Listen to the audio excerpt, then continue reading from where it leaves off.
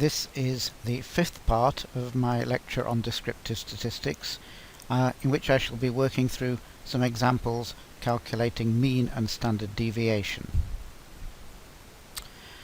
I'm going to take some example data from measurements of patient heights. Measuring patient heights is a good example because it's something that's very easy to do and provides some nice quantitative data for us to work with.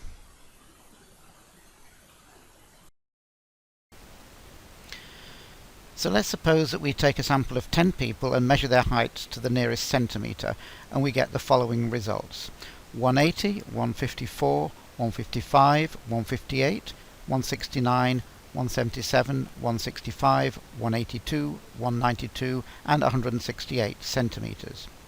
So we want to ask the questions: what is their average height, what is the standard deviation of their heights, and then we want to display the data graphically as a histogram, and finally we'll recalculate the mean and the standard deviation from the histogram data. So first of all, let's look at the calculation of the mean and standard deviation. Here are the heights of our 10 subjects, numbered 1 to 10, 180 centimetres, 154 centimetres, and so on. If you remember, the formula for mean is the sum of all the measurements, sigma xi, divided by the number of measurements n. Well, if we add up our 10 heights, they come to a total of 1,700 centimetres.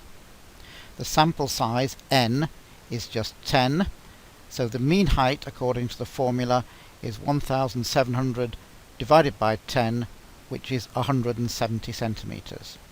So that is the average height of our 10 subjects, 170 centimetres. That's quite easy. Let's have a look at the calculation of the standard deviation.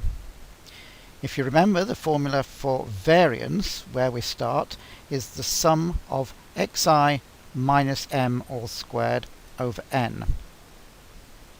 Xi are the measurements, m is the mean.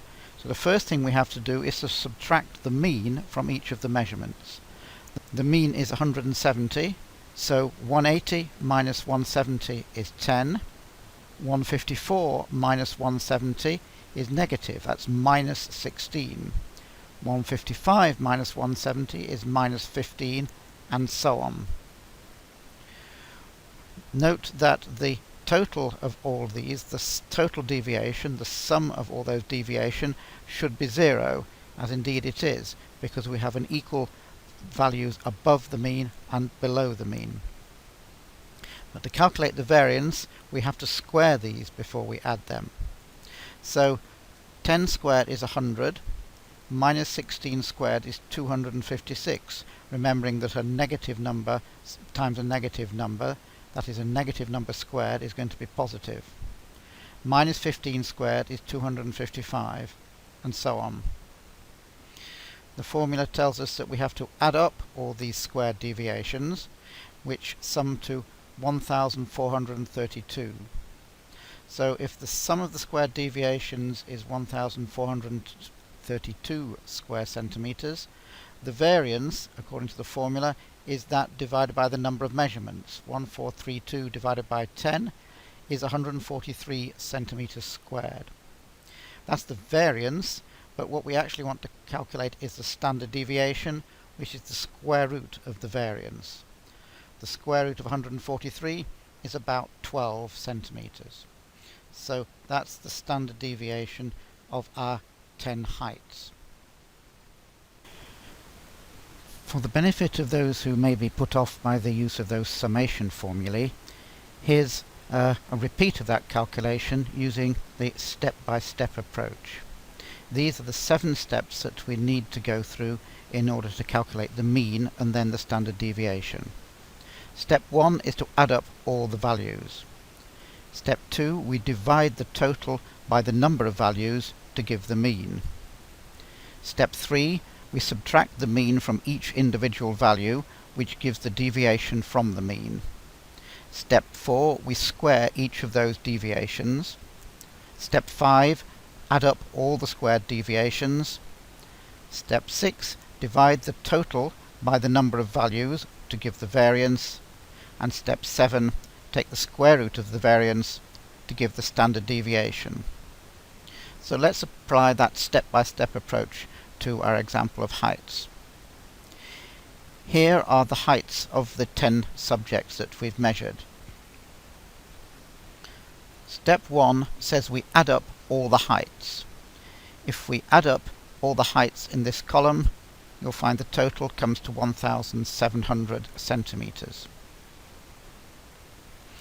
Step 2 says we divide by the number of heights. The number of heights is 10.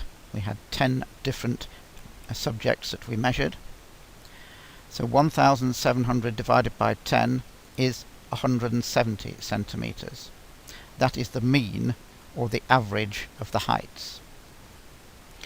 So the calculation of the mean is quite straightforward.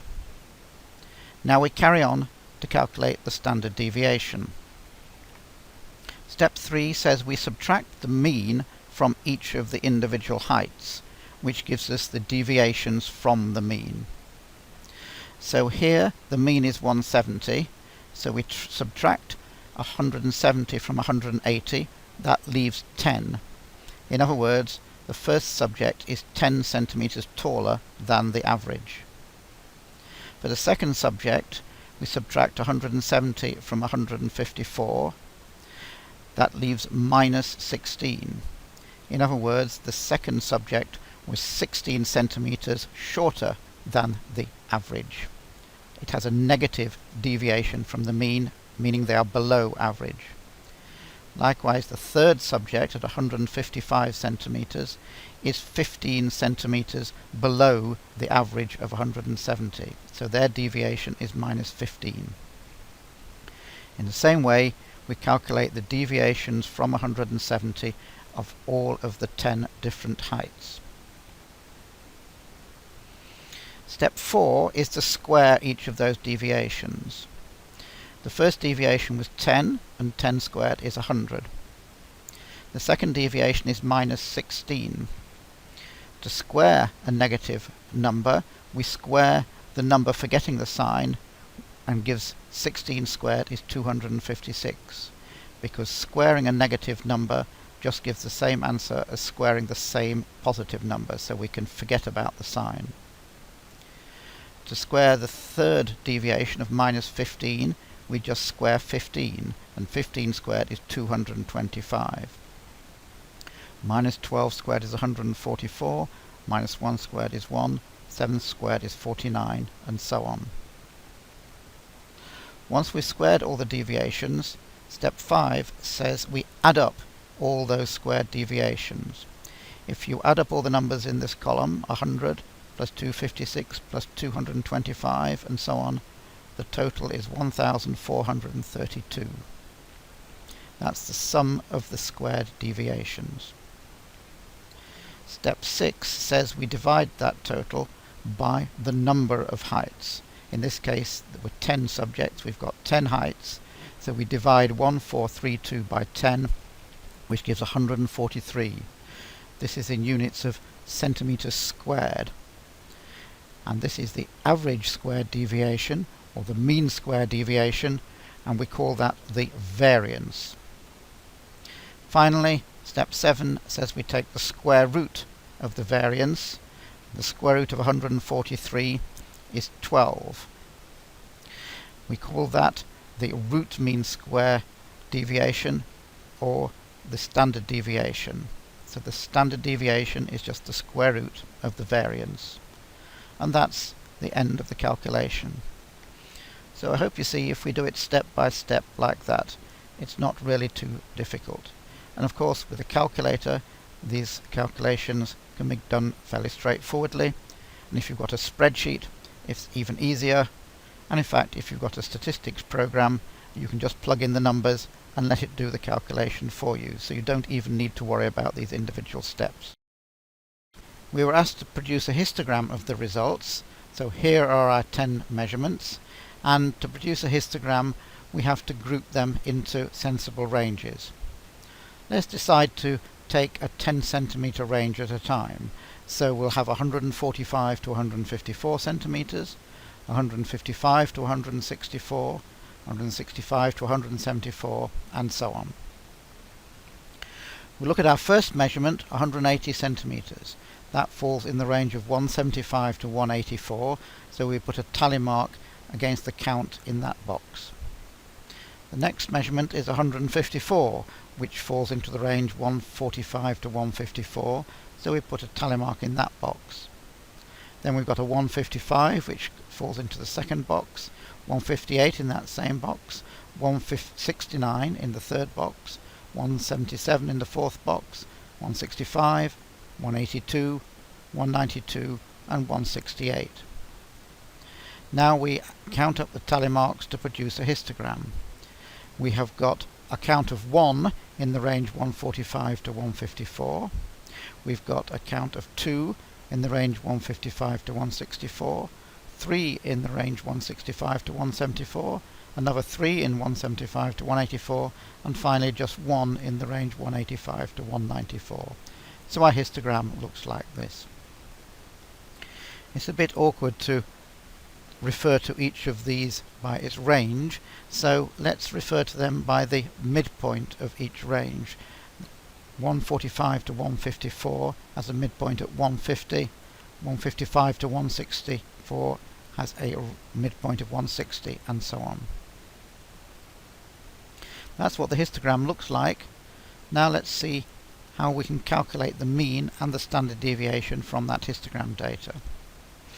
Here I've shown the 5 different ranges that we've used and the frequency of occurrence, 1, 2, 3, 3, 1. The total frequency adds up to 10, the total number of measurements.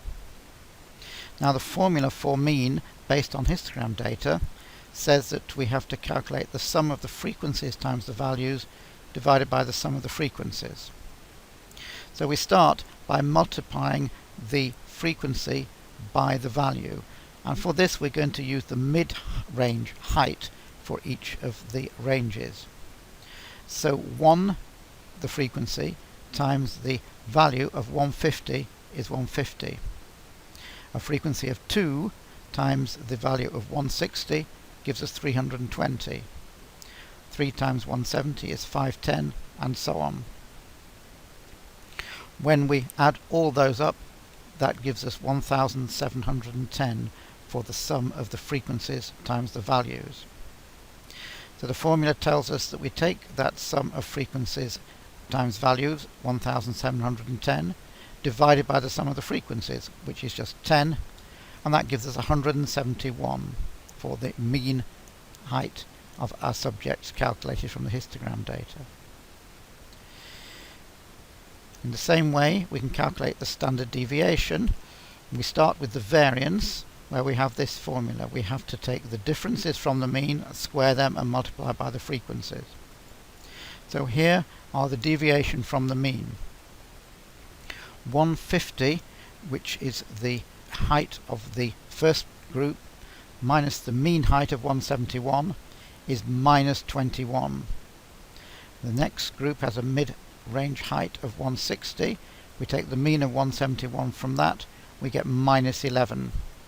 And the other groups give us minus 1, 9, and 19. We have to square those deviations. So minus 21 squared is 441. Minus 11 squared is 121, and so on. Now the formula says we have to multiply those squared deviations by the frequencies with which they occur.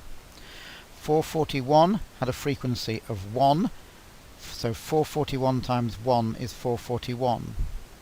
121 had a frequency of 2, so 121 times 2 is 242, and so on. When we add up all those frequencies times the squared deviation, we get a total of 1290. So the formula says that the variance is this 1290 divided by the sum of the frequencies, which was just 10. In other words, it's 129 centimeters squared. And once again, the standard deviation is the square root of the variance. The square root of 129 is 11.4. Notice this is very similar to the value that we had when we calculated it from the individual measurements, but it's not quite the same because we've approximated by grouping the data into ranges and using the mid-height range. So the values are similar but not exactly the same. So you can see we can calculate the mean and standard deviation in this way from the histogram data or from the individual data. Whichever method is most appropriate depends on how we are given the measurements. So that's the end of part 5 of my lecture on descriptive statistics. In the final part, I'll summarise what we've learnt so far.